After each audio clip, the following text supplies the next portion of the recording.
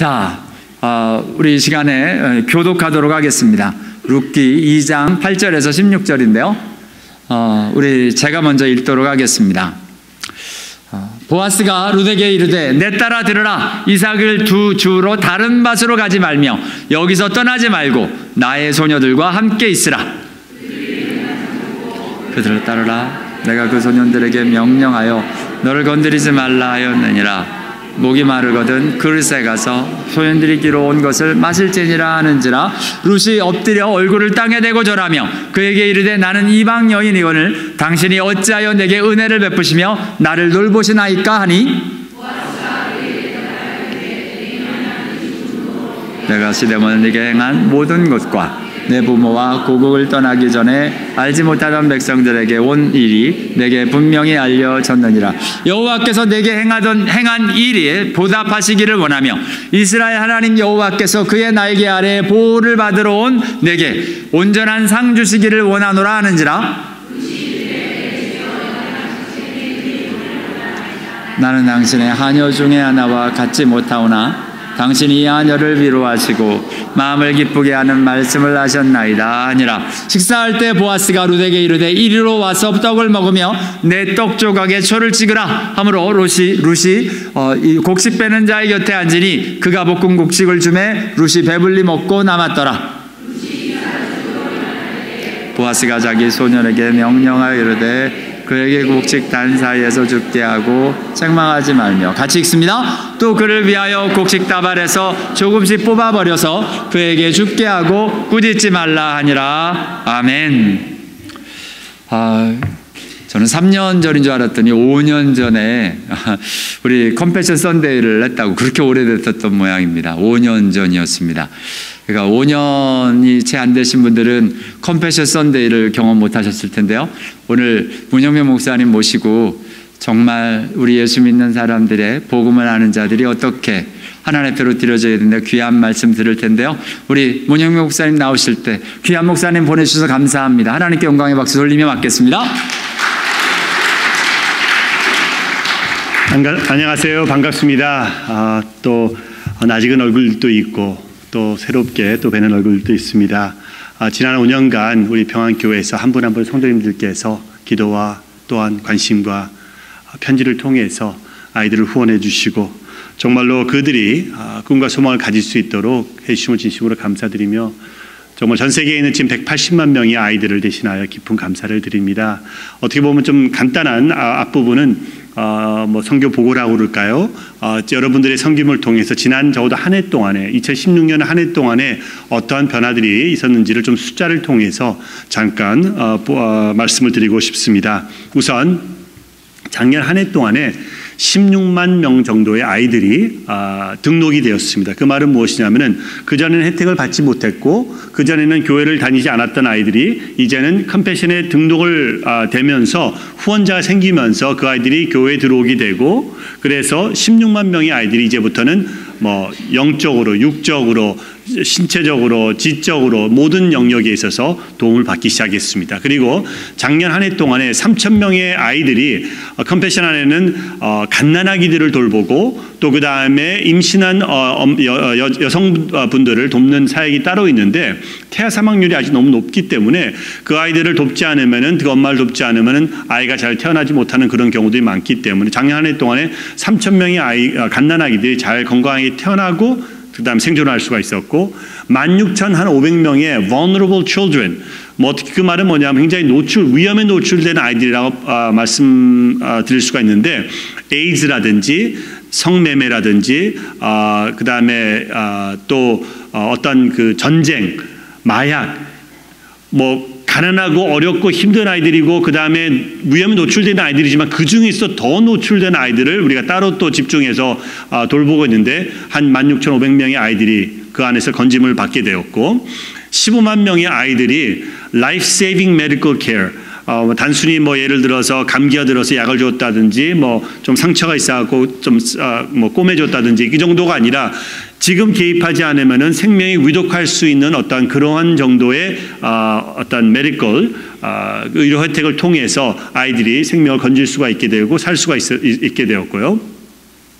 170만 명의 아이들이 매주 교회로 나오게 됩니다. 이제 그 조금 더 설명을 드리면은 컴패션에서는 저희가 주일날 프로그램을 하질 않습니다. 그 이유는 무엇이냐면은 아직도 많은 저희가 사역하고 있는 많은 나라들이 불교 국가도 있고 회교권도 인도네시아 같은 회교권도 있고 그 다음에 또 이슬람권 저 회교권 그 다음에 저 힌두권이 있기 때문에 그곳에서 우리가 주일날까지 오게 하는 프로그램을 잡게 되면은 그 지역 그 다음에 그 나라 그 종교와 굉장히 마찰이 생길 수가 있어요. 그래서 주중에 아이들이 오게 하고 주일날은 자발적으로 나오는 아이들은 당연히 우리가 받고 같이 예배를 드리고 다 하지만은 프로그램상 저희는 월요일부터 토요일까지 하고 있습니다. 그래서 매주간 170만 명의 아이들이 교회에 적어도 2-3번 정도 6시간에서 8시간 정도의 그 프로그램을 통해 갖고 아이들이 와서 말씀을 배우고 예배드리고 찬양하고 암송하고 건강 혜택을 받는다든지 학교 공부에 도움을 받는다든지 이런 것을 통해서 이 아이들이 서서히 지역과 가정과 그 나라는 크리스천 나라가 아니지만은 문화가 아니지만은 서서히 가랑비 옷 젖듯이 크리스천 문화 가운데 살아가고 있어요. 그것을 통해서 다음 슬라이드로 보면은 3,200명의 보호자들이 여러분 생각해 보세요. 아이들이 교회를 나오고 배운 것을 가지고 집에 가서 엄마 나 암송해야 되는데 좀 도와줘. 그리고 흥얼흥얼거리면서 배웠던 노래를 부르고 설교 들었던 것을 엄마 이 말을 좀 들었는데 이게 무슨 말인지 이해가 안 돼. 좀 설명해 주세요. 하면서 보호자들 부모님들도 예수를 영접하게 되는 기적이 3,000명이 예수님을 알게 되었고 그리고 작년 한 해 동안에 15만 8천 명의 아이들이 여러분들이 후원하고 계시는 그 아이들이 예수를 구주로 영접하면서 하나하나씩 변화되는 것을 볼 수가 있습니다. 이 모든 것이 여러분들의 섬김과 후원과 여러분들의 기도와 물질과 여러분들의 마음이 같이 움직여졌기 때문에 일어나고 있다는 것을 이 시간을 빌어서 말씀드리면서 다시 한번 정말 180만 명의 이 컴패션 아이들을 대신해서 깊은 감사를 드립니다. 감사합니다. 사실 이제 한국만이 아니에요. 전 세계적으로 지금 180만 명, 한국은 한 12만 명, 그리고 미주에는 한 16,000명의 후원자님들께서 달리 도움을 받지 못했을 그 아이들을 도움을 주고 또 기도를 해주시면서 그 아이들에게 이제는 생명줄이 되었고 어떤 때는 저희가 사실 우리가 이게 하는 돈이 38불 매달 떼어나가는 이 38불이 그들에게 얼마나 큰 참 도움이 될까 어떠한 변화들이 생길까라는 그런 궁금증 그리고 또 아니면 좀 의문을 가지게 되는데 저랑 같이 이렇게 비전 취입을 다녀오신 분들은 아세요. 이렇게 됐구나. 저렇게 도움을 받고 가정 방문을 저희가 하면서 교회에 가면서 이런 아이들이 이런 식으로 도움을 받으면서 이렇게 변하고 있구나라는 것을 알 수가 있으셨는데 지난 저희가 한 2-3년 동안에는 저희가 가지를 못했어요.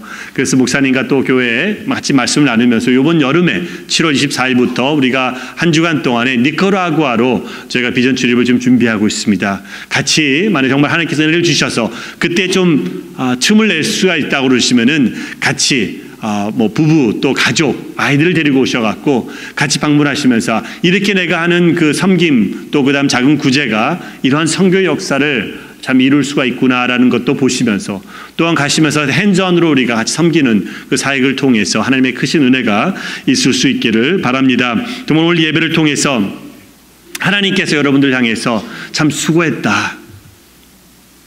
정말 내가 명한 그 모든 그 사랑을 잘 이루었다고 참 축하하는 그러한 예배가 될 수 있는 시간이 될 수 있기를 바라고 그리고 고난주간을 맞이하면서 정말 십자가상에 죽으시면서까지 우리에게 주시는 그 사랑 그 은혜를 우리 다시 한번 기억하면서 어떻게 하면 그 은혜를 우리가 다시 나눌 수 있을까 우리가 받았던 은혜가 무엇이고 그리고 그 은혜가 그러면은 우리가 진정 깨닫는다고 그러면은 그 은혜를 우리가 어떻게 나눌 수 있는가를 다시 한번 묵상하는 그런 예배가 될 수 있기를 주님의 이름으로 기도합니다. 잠깐 기도하겠습니다. 아버지 하나님, 우리는 세상으로 보냄을 받은 제자들입니다. 하나님, 제자들이라는 것은 주님께서 우리에게 행하신 그 은혜를 깨닫고 그 깨달음을 가지고 이제는 가만히 견딜 수 없기 때문에 가만히 있지 못하기 때문에 나도 나가서 그 은혜를 베푸는 그것을 감당하는 사람들이 제자임을 다시 한번 기억하면서 하나님 그 제자로 저를 보내주시고 그 제자의 일을 할 수 있도록 저를 무장시켜 주시옵소서. 오늘 이 예배가 그 예배가 될 수 있고 무장하는 예배가 될 수 있도록 저희들을 붙잡아 주시옵소서. 예수 그리스도 이름으로 기도드리옵나이다. 아멘. 저희 컴패션에서는 모든 그 공식적인 어떤 공문이나 이런 것을 내보낼 때에 또 아니면 뉴스레터라는 것을 보낼 때 지금 그 화살표가 가리키는 그 오른쪽 상단 위에 이 블루 코너가 있습니다. 그래서 오늘 설교 제목이 블루 코너라고 적었는데 그 블루 코너 여러분들께서는 많은 분들은 저런 게 있었네 몰랐었네 라고 그냥 이렇게 지나쳤던 분들도 계시고 또 어떤 분들 좀 이렇게 좀 잘 보시는 분들은 저게 보였는데 저게 뭘까? 그리고 좀 이렇게 좀 생뚱맞게 컬러도 안 맞고 좀 디자인도 잘 안 맞고 저걸 왜 저렇게 붙여놨을까? 컴패션은 디자인하는 사람이 없나? 내가 좀 도와줄까라는 그런 생각도 하시는 분들도 계시는데 사실 의미와 뜻이 있어요. 저 블루 코너의 뜻은 우리가 흔히 이삭줍기라고 알고 있는 그 개념이에요. 레위기 23장 22절의 말씀, 그 말씀을 저희들 가운데 적용하기 위해서 너희 땅의 곡물을 벨 때에 반 모퉁이까지 다 베지 말며 떨어진 것을 줍지 말고 그것을 가난한 자와 거룩한 거류민을 위하여 남겨두라. 나는 너희의 하나님 여호와니라는 그 말씀을 저희들에게 기억하게 하기 위해서 즉 컴패션 안에서 일하고 있는 많은 직원들 가운데서 그리고 같이 협력하여서 사역을 감당하고 있는 컴패션을 사랑하고 하나님의 사역을 감당하고자 하는 그 모든 사람들에게 이 말씀을 통해서 항상 우리들의 삶에 있어서 우리들의 어떠한 물질에 있어서 우리들의 시간에 있어서 모든 면에 있어서 그 블루 코너를 그 모퉁이를 우리가 남겨둬야 된다는 그것을 기억하게 하기 위한 그런 상징이라고 말할 수가 있겠습니다. 우리는 그 아이들을 옹호하며 또 대변하는 사람으로서 이러한 삶을 살아야 되겠다는 것을 기억하기 위해서 만들어 놓은 2007년부터 우리가 이제 사용하고 있는 이 블루 코너라고 말할 수가 있겠습니다. 이런 면에서 볼 때 이 오늘 말씀 23장 22절은 단순히 명령이라고만 말할 수가 없겠습니다. 하나님께서 여기 명령하셨기 때문에 우리 당연히 해야 되겠죠. 그러나 이것은 더 나아가서 우리가 가져야 될 그 지표이자 삶의 어떤 그 기본이 돼야 될 마음의 상태라고 말할 수가 있겠습니다. 그리고 이 크기가 그 파란 코너, 그 블루 코너에 있어서도 또 그 사이즈도 의미가 있는데 그 긴 그 상단이 세로 있잖아요. 이 세로의 보통 그 긴 쪽에 10분의 1 이상이 되면 안 됩니다. 그러니까 블루 코너가 그것은 또 어떤 의미를 가지냐면은 우리 삶에 있어서 10분의 1, 11조 물질을 우리가 11조를 드려야 된다 그것만이 아니라 모든 면에 있어서 우리가 정말 11조를 드리는 그러한 삶을 우리가 살아야 되겠다는 것을 다짐하는 또 우리가 기억하는 상징이라고 말할 수가 있겠습니다. 그런데 이 말씀이 여러 번 반복해서 구약에서 등장하는 것을 볼 수가 있습니다. 레위기 19장 19절, 신명기 24장에도 나오면서 반복해서 나오면서 이렇게 하나님의 백성들은 살아야 된다라고 가르쳐 준다는 것이죠. 그래서 베들레헴의 지주였던 그리고 그 지주로 살아갔던 보아스가 이삭 줍기를 하러 온 그 룻에게 뭐예요? 말하고 또 거기에 있던 그 종들에게 말한 내용이 오늘 본문 말씀이라고 말할 수가 있겠습니다. 그리고 이 룻은 말씀을 통해서 과부이자 또한 이방인이었던 그 이삭 줍기로 겨우 생계를 이어나가던 그 여인에게 은혜를 끼치게 되는데 오늘 이 말씀을 통해서 그 은혜가 과연 무엇이었을까? 그게 어떤 의미가 있었을까? 그리고 그 은혜를 우리가 안다고 그러면은 그 의미대로 우리도 그런 은혜를 베풀며 살아가야 되겠다는 것이 바로 오늘 말씀의 어떻게 보면 핵심이라고 말할 수 있겠습니다. 그래서 오늘 이 본문 말씀에 나온 보아스의 말과 또 보아스의 그 행동을 좀 더 잘 이해하기 위해서는 우선 구약 사회에서 그리고 그 유대인 사회에서 이 이삭 줍기의 그 의미가 무엇일까? 그 의미가 무엇인가를 좀 더 이해하면은 오늘 말씀을 좀 더 잘 알 수가 있다고 저는 생각합니다. 그래서 오늘 레위기 19장 9절에 나온 그 이삭 줍기에 대해서 잠깐 읽어보겠습니다. 19장 9절에 너희가 너희의 땅에서 곡식을 거둘 때 너희는 밭 모퉁이까지 다 거두지 말고 내 떨어진 이삭도 줍지 말며 내 포도원의 열매를 다 따지 말며 내 포도안에 떨어진 열매도 줍지 말고 가난한 사람과 거류민을 위하여 버려두라. 나는 너희의 하나님 여호와이니라. 아까는 밭 모퉁이에 했었지만 지금은 더 나아가서 포도원의 열매까지도 말하고 있는, 그 전반적인 우리 삶에 있어서 우리가 추수를 할 때에 너무나 좀 빠듯하게 그냥 모든 것을 다 주워가고 모든 것을 챙겨갖고 좀 이렇게 뭐라고 그러죠? 다른 그 이후에 오는 사람들이 주워가지 못할 정도로 하지 말라. 너무 효과적으로 효율적으로 하지 말라라고 말하고 있는 것이죠. 제가 오래전에 한국에 갔을 때에 한번 그때 마침 가을이었었는데 참 재밌는 광경을 봤습니다. 시골에 제가 방문하게 됐고 부모님을 모시고 이제 그 고향인 울산에 가게 되었었는데 거기에 보니까 이상하게 나무 이제 그 열매 좀 늦가을이 돼 갖고 뭐 과일 같은 건 다 땄는데 보니까는 아직도 감이 몇 개가 좀 달려 있더라고요. 감이 몇 개가 이렇게 좀 있는데 좀 대부분의 경우는 그 높은 곳에. 근데 그 높은 곳에 있는 것을 뭐 그래도 좀 닿을 수가 이제 짝대기 갖고 하면 닿을 수가 있어서 물어봤더니 왜 안 합니까? 왜 저걸 안 땁니까? 좀 먹고 싶어 갖고 이제 물어봤더니 하시는 말씀이 뭐냐면은 까치들을 위해서, 새들을 위해서 남겨둔다는 것이죠. 어떻게 보면 그것이 정서라고 말할 수도 있겠지만은 하물며 우리는 동물을 위해서 아니면 까치를 위해 새를 위해서 좀 남겨둔다고 하는 그런 말을 한다고 그러면은 하물며 오늘 우리가 말씀을 읽었을 때 이 말씀에서는 뭐냐면은 그 땅에 있는 거류민들을 위해서, 그 땅에 있는 가난한 사람들을 위해서, 그 땅에 있는 다른 방식으로는 살아갈 수 없는 그 사람들을 위해서 남겨두어라. 그런데 남겨두는 것이 단순히 빠듯하게 딱 요만큼만 남겨놓은 것이 아니라 좀 풍부하게 남겨두라. 좀 눈 감고 그냥 못 본 척 하라고 성경은 말하고 있는 것을 볼 수가 있습니다. 나는 너희의 하나님 여호와이니라. 주인으로서 명령한다고 말할 수가 있겠습니다. 우리의 주인으로서, 또 어떻게 나아가서는 보호자로서 부탁하는 것이죠. 저들을 보호하는 하나님으로서 좀 저들을 좀 봐줘. 저들에게 좀 도움을 줘. 좀 남겨놓을래? 하고 부탁하는 것이라고 말할 수가 있겠고, 어떻게 보면은 우리를 심판하는 심판자로서 경고하는 것이라고 말할 수가 있겠습니다. 너희가 헤아림을 받을 만큼 내가 헤아릴 수가 있다는 것이죠. 그러나 여유를 가지고 너그럽게 살아라고 우리에게 말하고 있는 것입니다. 그런데 우리가 이 레위기 19장의 말씀을 보면은 이 말씀, 오늘 읽었던 이 말씀, 이삭 주께의 말씀이 전체적인 문맥으로 볼 때는 19장의 문맥은 무엇이냐면 거룩에 대해서 말하고 있는데 나오고 있습니다. 아니 왜 거룩에 대해서 얘기를 할 때에 성경에서 언급하고 있을 때에 이삭 줍기가 나올까요? 우리가 보통 생각할 때 거룩이라는 것은 뭐예요? 성경책을 어떠한 식으로 좀 들고, 그 다음에 우리가 기도를 어떻게 하고, 그 다음에 우리가 말씀을 얼마나 읽고, 새벽 기도에 나가는지 안 나가는지, 주일 예배를 어떻게 하는지, 이런 것을 생각할 때 우리가 거룩이라고 말하고 있지, 이삭 줍기에는 거룩과는 사실 어떻게 보면은 무관하다고도 생각할 수가 있는데, 왜 그러면은 그 19장에 거룩에 대해서 얘기하고 있으면서 이삭 줍기를 언급하고 있을까요?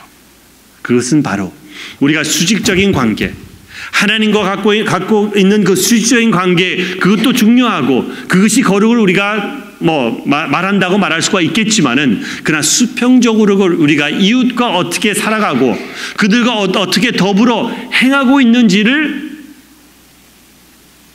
말해주는 것이 바로 거룩이라는 것이죠. 실질적으로 우리가 수직적으로 하나님을 찬양하고 예배하고 말씀 암송하고 예배 참석하고 새벽기도 다 가지만은 수평적으로 우리가 우리 이웃들과의 그 관계에 있어서 껄끄럽고 문제가 있고 성내고 나눠주지 못하고 다정하지 못하고 이러한 관계를 살아나가고 있다고 한다고 그러면은 그것이 정말로 거룩일까? 그게 정말 하나님께서 말씀하시는 거룩일까라는 것을 오늘 이 본문 말씀을 통해서 다시 한번 저희들에게 도전한다는 것이죠. 그리고 오늘 또 레위기 23장 22절을 볼 때에는 똑같은 말씀입니다. 거의 똑같은 말씀인데, 근데 이 23장의 그 말씀의 문맥은 또 어떤 문맥이냐면 절기 때입니다. 6월절이라든지 그 다음에 텐트 천막절이라든지 이럴 때 절기 때에 설명을 하면서 그때 또 뭐냐면은 이 이삭 줍기에 대해서 얘기를 하고 있던 거예요. 이상하다. 왜 절기 때에 이삭 줍기에 대해서 얘기를 하고 있을까라는 또 생각을 해보게 됩니다. 혹여나 이렇지 않을까. 사실 미국에서도 또 한국에서도 말하고 있지만은 절기 때 뭐 추석이라든지 또 아니면 감사주일이라든지 또 뭐 크리스마스라든지 그때가 어떻게 보면은 가난한 사람들에게 있어서는, 없는 사람들에게 있어서는, 빈곤한 사람들에게 있어서는 어떻게 보면 제일 어려운 때라고 말합니다. 그때가 또 제일 많은 뭐예요? 자살이 많다고 한다고 합니다. 왜? 다른 때도 어렵고 다른 때도 없고 다른 때도 먹지 못하는 그런 때이지만은 절기 때에는 가족이 모여들고 음식이 더 풍부하고 정말 즐겁고 화기애애한 그때에 상대적으로 더 빈곤을 느끼게 되고 더 외로움을 갖게 되고 더 어려운 상황이 접하게 되게 된 그런 때라고 말을 하고 있다는 것이죠. 그러할 때에 정말 온 백성이 하나님의 그 행하신 그 축복을 감사하고 참 이렇게 축하하는 그때에 상대적으로 이렇게 외면당하고 있는 그 가난한 자들과 빈곤들과 거류민들과 이방인들을 위해서 그 곡식을 남겨두라는 것이죠. 그들에게 여유를 주라는 것이죠. 그리고 그것을 너무나 참 빠듯하게 다 추수해서 저들이 먹을 것이 없는 것이 아니라 풍부하게 남겨두라는 그러한 명령이라 그러한 부탁이라고도 말할 수가 있겠습니다. 그리고 또 마지막으로 우리가 또 신명기에 볼 수 있는 것은 무엇이 24장에는 똑같지만은 여기에서는 한 두 가지가 더 추가가 되고 있습니다.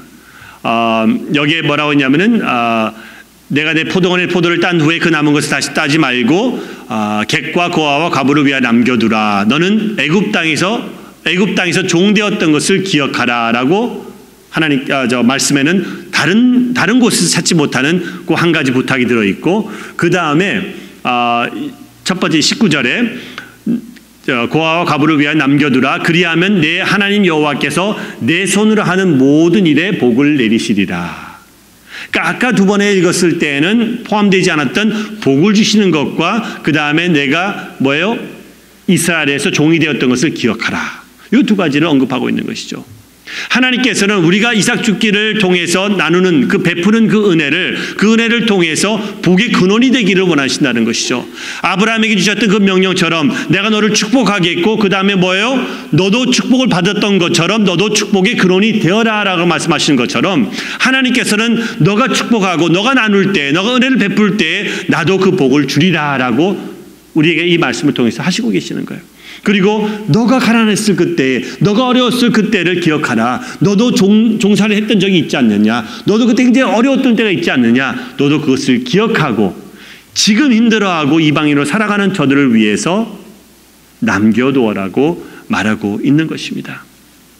이 말씀이 레위기 3장 24절 신명기 말씀 얼마나 중요했으면은 모세가 모든 일정을 마치고 이제 그 백성들에게 마지막으로 다시 한번 하나님의 말씀을 대행하고 하나님의 말씀을 선포하는 그때에 다시 한번 이삭 줍기를 언급하면서 이런 삶을 살아라.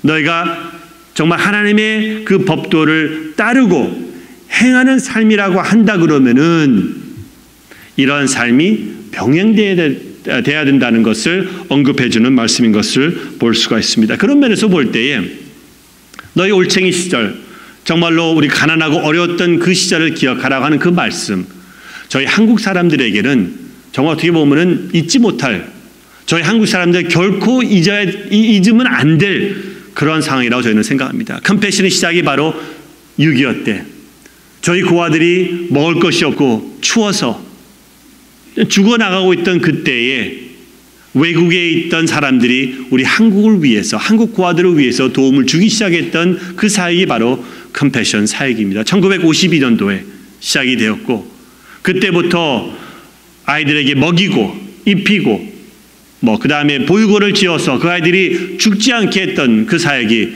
이젠 점점점 변화되면서 구체적으로 양육을 집중하는, 현지에 있는 교회를 통해서 양육되어서 그 아이들이 그 교회 안에서 하나님 말씀을 배우고 그 다음에 지적으로 배워나가고 정서적으로 정말로 온전하게 되고 그것을 통해서 하나님을 알아가게 하는 사역이 바로 컴패션의 사역이라고 말할 수가 있겠습니다. 그런 면에서 볼 때 사회에서 제일 밑바닥이었던 뭐예요? 과부이자 미망인이었던 그리고 이방인이었던 루시입니다. 그 당시에서는요, 과부 자체만 해도 굉장히 밑바닥인 상태였었는데 이방인이었고, 그리고 남편이 없어요. 이름이 없어요. 그런 사회에서는 정말 살아갈 수가 없고 연명해 나가기가 어려웠던 그런 상황 가운데서 보아스는 은혜를 베풀기 시작합니다. 근데 어떤 은혜였을까요? 왜냐하면 그 은혜가 어떤 은혜인지를 우리가 알게 된다고 그러면 그것이 얼마나 큰 은혜였던지, 얼마나 갚을 수 없는 은혜였던지를 우리가 기억한다고 그러면 그 은혜가 바로 우리가 받은 은혜라는 것을 알게 되고, 그 우리가 받은 은혜를 우리가 정말로 깨닫게 된다고 그러면은 우리도 그 은혜를 베풀기 시작한다는 것이죠. 그래서 또 이 말씀을 좀 더 이해하기 위해서는 유대인들이, 그 당시에 유대인들이 이해하는 그 은혜는 어떤 뜻인가를 좀 더 우리가 공부한 다음에 본문 말씀을 이해할 수가 있을 것 같습니다. 오늘 본문 13절에 보아스에게 은혜를 받았다고 루스 말하고 있습니다. 그러면은 그 은혜가 어떤 것인가? 첫 번째로 은혜는 단순히 태도, 마음가짐, 그래 참 가난한 사람 돕는 것이 좋구나, 나도 해야 되겠다 하는 그런 마음을 가지는 것만이 은혜가 아니라는 것이죠. 그 이후로는 행동이 뒤따른다는 것입니다. 은혜만, 마음만이 아니라 태도만이 아니라 행동. 야고보에서도 행함이 없는 믿음은 뭐라고요? 죽은 것이라고 말한 것처럼 우리가 실질적으로 어떤 베품이 없다고 그러면, 실질적으로 발이 나가지 않는다고 그러면 은혜가 될 수 없다는 것이죠. 둘째로 상황적으로는 높은 곳에서 낮은 곳으로, 부자가 가난한 사람에게, 능력이 있는 사람이, 힘이 있는 사람이 능력이 없고 힘이 없는 사람에게 도움을 줄 때에 그게 은혜라고 말할 수가 있다는 것이죠. 즉 우리가 흔히 말하는 을과 갑이 을에게 주는 것이 은혜라는 것을 말하는 것이죠. 그다음 세 번째로는 강요될 수가 없습니다. 자발적으로 해야 돼요. 내 마음에서 우러나서 내가 해야 되겠구나 하고 해야 되는 것이지, 당신 왜 안 해요? 당신 돈도 많고 시간도 많은데 당신 같은 사람이 해야지 해갖고 할 수 없이 좀 체면 때문에 마지못해 갖고 그냥 움직이게 되면은 그것은 하고도 은혜가 될 수가 없어요. 사실상으로는 그냥 누가 강요 때문에 하는 것이지. 그래서 은혜라는 것은 자발적으로 우러나는 마음으로 하는 것이 은혜이고, 마지막으로 다른 어떤, 제일 중요한 것 중에 하나인데 뭐냐면은 다른 어떤 방법으로도 충족할 수 없는 그 필요를 채워줄 때가 은혜가 된다는 것이죠. 그 말은 무엇이냐면은, 가령 예를 들어서 저는 먹고 살 수 있는 여유는 있어요. 그래서 내가 원한다 그러면은 그때마다 항상 할 수는 없지만은 가서 설렁탕 사 먹을 수도 있고 햄버거도 사 먹을 수가 있어요. 그러나 내 경제적인 주머니 상황은 좀 그 정도는 아니어갖고 정말로 좀 이렇게 비싸고 맛있는 어떤 좀 이런 거 사 먹기는 어려워요. 큰 좋은 기가 찬 이런 뷔페 갖고 100불짜리 뷔페 스테이크 같은 거는 먹지를 못하지만은 10불짜리 스테이크는 먹을 수가 있어요. 예를 들어서. 그런데 어떤 사람이 나타나갖고 좀 이런 거 못 먹어봤지? 내가 한번 너 사줄게 해갖고 나를 데리고 와갖고 나를 100불짜리 스테이크를 사주는 거예요. 죄송하지만 그거는 수지 맞다 할 수도 있겠고 감사합니다 할 수도 있겠고 땡큐 할 수도 있겠지만은 그건 은혜는 아니라는 것이에요. 왜? 고마운 것이고 좋은 것이지만은 정말로 그 사람이 그것이 없으면 살 수가 없고 그것이 없으면 연명해 나갈 수 없는 그런 상황을 충족해 주는 것이 아니라 그 많은 것 중에서 좀 좋은 것을 더 주었다는 것 뿐이라는 것이죠. 그런 면에서 볼 때에 이제 본문을 자세히 보면은 바로 보아스가 바로 그러한 사람이었어요. 정말로 은혜를 끼친 사람이었어요. 그리고 본문 말씀을 좀 더 구체적으로 보겠습니다. 그 당시 히브리인으로서 유대 사람으로서 이삭 죽기에 대해서는 잘 알던 사람이었습니다. 거기 있던 많은 사람들이, 또 유대 사람들이 다 이삭 죽기에 대해서는 여러 번 반복되었기 때문에 다 알아요. 근데 다 알기 때문에 다 했을까요? 다 알기 때문에 다 그런 삶을 살았을까요? 꼭 그렇지는 않았을 것이라는 것이죠. 우리가 말라기에서 보는 것처럼 11조에 대해서 언급하고 여러 가지 기빙에 대해서 말하고 있는데, 하나님께서 뭐라고 말하냐면 너희들이 그렇게 하지 않았다고 말하고 있습니다. 우리도 알다시피 우리가 크리스천으로서 우리가 해야 될 것, 하지 말아야 될 것 다 알잖아요. 그러나 우리가 참 연약함 때문에, 게으름 때문에, 또 때로는 우리의 완악함 때문에 우리가 그렇게 하나님께서 말씀하시는 그 방법대로, 그 의도대로, 그 뜻대로 우리가 행하지 못한 우리 자신들을 발견하게 되지 않습니까? 그런 것처럼 그 시대에도 마찬가지로 이삭 죽기를 하라고 또 허용하라고 했지만은 그렇게 하지 못하는 사람들이 있었어요.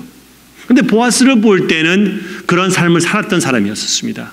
그래서 어떻게 할 수 있냐면은, 보통 주인이 있을 때는 이렇게 좀 잘 하다가도 그 다음에 주인이 없을 때에는 그 사원들이라든지 종들은 정말로 잘 가르치지 않고 주인의 뜻을 모른다고 그러면은 좀 막 할 수가 있어요.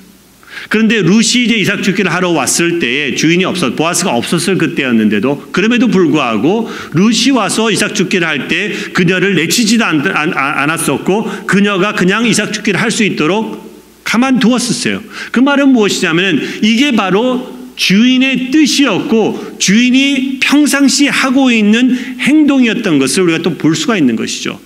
그 사원들의 그 어떤 행동을 통해서도. 그리고 룻도 나중에 2장 10절에 보면 뭐라고 되어 있냐면은 그 은혜에 대해서 감사합니다라고 인사를 드리는 것을 볼 수가 있고, 13장에도 또 더 나아가서 그 은혜를 계속 받기를 원합니다라고 말하는 것을 볼 수가 있어요.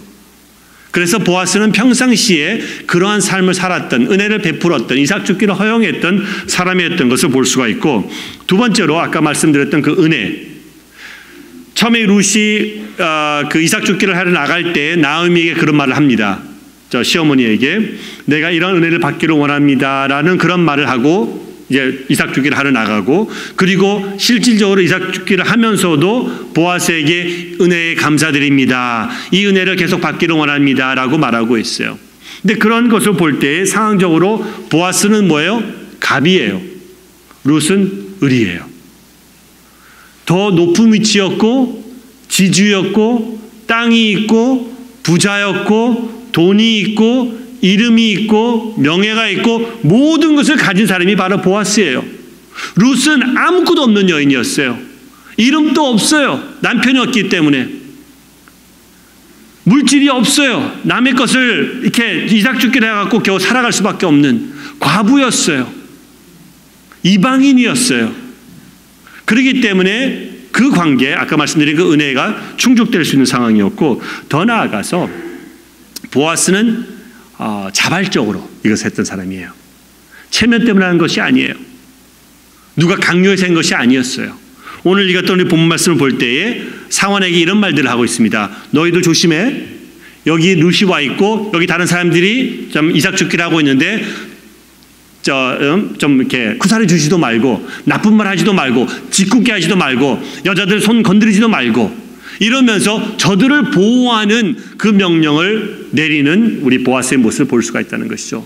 어떻게 했든지 이 참 어려운 사람들이 이 이삭 죽게 하는 그 자체만 해도 힘든데 부끄러운데 자존심 상하는데 그들에게 더 어려움을 주지 않도록 조심하게 하고 명령해서, 그리고 저들을 오히려 도와서 또 필요하면 좀 더 여유 있게 가져갈 수 있도록 일부러 다발들을 좀 떨어뜨려 갖고 할 수 있도록 하는 그러한 모습을 볼 때 이것은 필시 자발적으로 한 것이지 누가 강요해서 눈치 보여서 어떻게 내가 좀 요만큼만 하고 요만큼만 하지 말아야지 하는 이런 모습이 아니라는 것을 우리가 알 수 있습니다.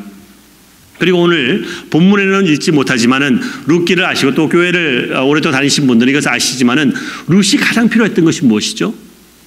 물론 먹을 것이 필요하고 곡물이 필요했었어요.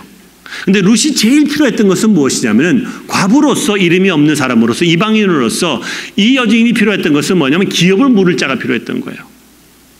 그 당시에 과부로서는 그 이름을 계속해서 지속하기 위해서는 그 친척 중에 하나가 기업을 물러서 그 남편이 되어 줘갖고 그 이름을 계속해서 이끌고 나갈 수 있는 그 사람이 필요한데 그게 그녀가 절실하게 필요했던 것이고 다른 어떤 무엇보다도 더 필요했던 것이 왜? 이삭 죽기는 매년 계속해서 해야 되는 거예요.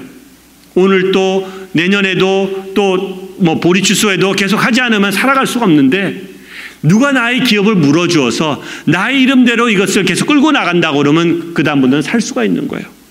그게 바로 그녀가 필요했던 것인데 바로 보아스가 그 기업을 물을 수 있는 제일 가까운 친척 중에 하나였던 것이에요. 그래서 보아스는 바로 아까 말씀드린 것처럼 절실히 필요한, 다른 어떠한 방법으로 충족될 수 없는, 또 아니면 다른 어떠한 사람이 충족할 수 없는 그 충족을 해결해 줄 수 있는 사람이 바로 보아스였다는 것이죠. 그런 면에서 볼 때에 우리 룻기를 잘 공부해 보시는 여러분들께서 또 아시잖아요. 룻기에 있는 보아스가 누구를 상징하고 있죠? 바로 예수 그리스도를 상징하고 있습니다. 보아스가 룻에게 해준 그 은혜, 그게 바로 우리 주 예수 그리스도가 우리에게 주신 은혜라는 것이에요. 우리는 죽을 수밖에 없었던 저희들이, 미래가 보장이 되지 않았고 영 죽을 수밖에 없었던 저희들이, 보아스이신 우리 주 예수 그리스도가 우리를 위해서 십자가상에 못 박혀 죽으심으로 인해서 우리는 살게 되고 꿈과 소망을 가지고 더 나아가서 우리는 주님의 사역에 동참할 수 있는 은혜를 우리에게 주셨다는 것이죠. 그냥 일상에 우리 먹을 수 있는 것만 주신 것이 아니라 당연히 뭐예요? 하나님의 더 큰 능력을 가지고 우리는 아무것도 아닌 우리들에게 하나님께서는 예수 그리스도를 통해서 은혜를 베푸신 거예요. 늙지 못하실 없는 그분이 우리를 위해서, 하찮은 우리를 위해서, 그리고 또 우리 주님께서는 죄로 인해서 죽어가고 있는 그 인류를 향해서 아까 말씀드린 것처럼 그냥 태도, 마음만 가지는 게 아니에요. 아이고 어떡하지? 쟤네들 죽게 됐네. 이게 아니라 로마서 5장 8절의 말씀처럼 이렇게 되어 있습니다.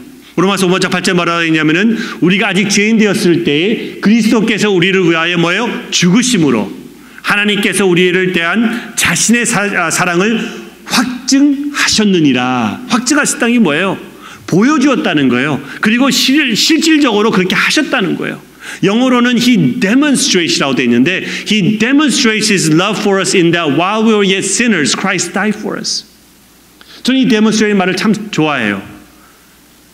우리가 흔히 demonstrate 하면은 꼭 demonstration 해갖고 시위, 특히 한국에서 막 시위하는. 근데 그것보다는 이 demonstration 뭐냐면은 demonstration, 그렇죠? 무언가를 보여주는. 그래갖고 뭐 그림이라든지 행동이라든지 뭐 실질, 삶 이것을 통해서 보여주는 것을 말하고 있는데 하나님께서 뭐라고 말씀하시냐면은 내가 너희들을 너무나 사랑하기 때문에 내 독생자인 예수를 죽이면서까지도 너희들을 사랑한다는 그것을 데몬스트레이션 했다는 거예요. 보여줬다는 거예요. 근데 제가 이 말씀을 가지고 특히 영어로 데몬스트레이션을 가지고 좀 생각하다 보니까 그 시위라는 데몬스트레이션 있잖아요. 그것도 이게 맞는 것 같아요. 정말로 이게 딱 의미가 살아나는 것 같아요. 우리가 너무나 이해를 못하기 때문에 하나님께서는 어떻게 보면 시위하듯이 예수님을 십자가상에 못 박혀 죽이시기까지 하시면서까지 시위하시는 거예요. 이거 봐라 너희들. 내가 너희들을 이렇게까지 사랑하고 있다. 내가 죽기까지 너희들을 사랑하고 있고 십자가상에서 내 아이들을 포기하는 것까지 너희들을 사랑하고 있는데 왜 너희들은 깨닫지 못하느냐. He demonstrates His love. 능력이신 우리 주님께서 죽어가고 있는 우리를 위해서 자발적으로 기꺼이 마지못해서가 아니라 willingly, 그리고 소망이 없었던 저희들에게 우리 주님께서만이 할 수 있는 생명을 주시는 거예요. 죄 많은 우리들을 위해서 죄가 전혀 없으신 우리 주님께서 대신 죽으시고 선한 양으로서 죽으시면서 우리에게 꿈과 소망을 주시는 게 바로 우리 주님이셨다는 것이죠. 이번 한 주간은 고난 주간입니다. 이게 바로 복음이에요.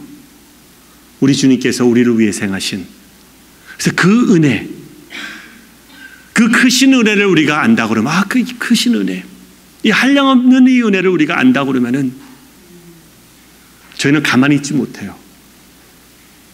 안 그래요? 여러분들이 왜 나가서 전도를 하세요? 왜 선교를 하세요? 왜 마켓들 앞에 나가고 전도지 나누면서 예수님 믿으세요, 교회 나가세요? 사실 창피한데, 부끄러운데 왜 우리가 그거를 해요? 왜 여러분들 주위에 있는 이웃들에게 교회 나가도록 권하고 어쩔 때는 밥도 사 먹여가면서 교회로 초청하고. 왜 그렇게 하세요? 왜? 죄송하지만 장로 권사 되니까는 안 하면은 체면 때문에요? 그건 아니에요. 우리가 하는 것은 내가 받은 은혜가 너무나 크기 때문에, 너무나 감사하기 때문에 안 하고는 못 배기는 거예요. 뭔가는 해야 되는 거예요. 그래서 내가 좀 잘할 수 있는 것, 하나님께 나에게 주시는 그 은사대로 이것도 해보고, 어쩔 때는 주방에 가서 일도 해보고, 주차장에 나가서 비 오는데도 우산 쓰면서 이쪽으로 안내하는 이유가 뭐냐면, 혹여나 이것을 통해서 믿지 않는 사람이 들어왔을 때 파킹 때문에 마음 상해갖고 교회 나가는 일 없도록 좀 내가 봉사하려고 하는 것이, 그게 내 마음인 거예요. 그래서 은혜를 아는 사람들은 그 은혜를 나누기를 원하는 거예요. 보아스가 룻에게 행한 은혜가 바로 이런 은혜입니다. 한량없는 은혜. 룻은 아무리 노력해도 갚을 수 없는 은혜였어요. 기업을 물은 우리 주님께서 우리에게 그것을 행하셨습니다. 그게 바로 2주간, 고난주간, 그리고 부활절. 다시 한번 기억하는 시간이에요. 그리고 이것을 아는 저희들은, 그러면은 우리가 이 은혜를 가지고 우리가 어떻게 나도 동일하게 나눌 수 있을까? 아까 말씀드린 것처럼 나의 블루 코너는 그 무엇일까? 그 우측 상단에 있는 그 블루 코너, 내 삶에 있어서 나의 블루 코너는 무엇인가? 내 삶에 있어서 나의 블루 코너를 행할 수 있는 그 룻은 누구인가? 사실 멀리 있는 지금 니카라구아, 온두라스 아이들이 지금 밖에 있습니다. 또 세계 각지의 아이들이 있습니다. 후원하는 거 감사합니다. 해주세요. 자, 컴패션 일하잖아요. 해주세요. 그런데 여러분들 삶 가운데 지금 있는 그 룻을 보지 못하고, 그 룻은 옆에 제껴놓고 염두에 두지 않고 쿠사리 주고 거칠게 하고, 그러면서 나는 저기 있는 니카라구아에, 저기 있는 뭐 엘살바도르에, 유간다에 후원하고 있습니다. 감사하죠. 그러나 우리 주님께서 지금 여기 어번에 있는, 여기 페더럴웨이, 타코마, 시애틀에 있는, 우리 주위에 있는, 우리 직장에 있는 우리 이웃들 가운데 내가 은혜를 줄 수 있는 룻이 있어요. 그 룻, 우리가 그냥 이렇게 눈 가리고 모른 척하고 듣지 않고 있으면서, 나는 어딘가 이거 하고 있고 저기 선교하고 있고 중요하고 해야 됩니다.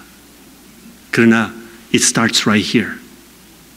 예루살렘과 유대와 사마리아와 땅끝까지처럼, 여기 아버른과 여기 시애틀 지역과 미주와 내 주위에 있는 내 영역에 있어서 나의 블루 코너는 무엇인가? 그것이 뭐 양농원에 가서 참 말동무가 되어주는 것일 수도 있겠고, 그것이 거리에 나가서 정말로 거리를 깨끗하게 하면서, 대청소가 이번에 저희 시에서 있다고 그러잖아요.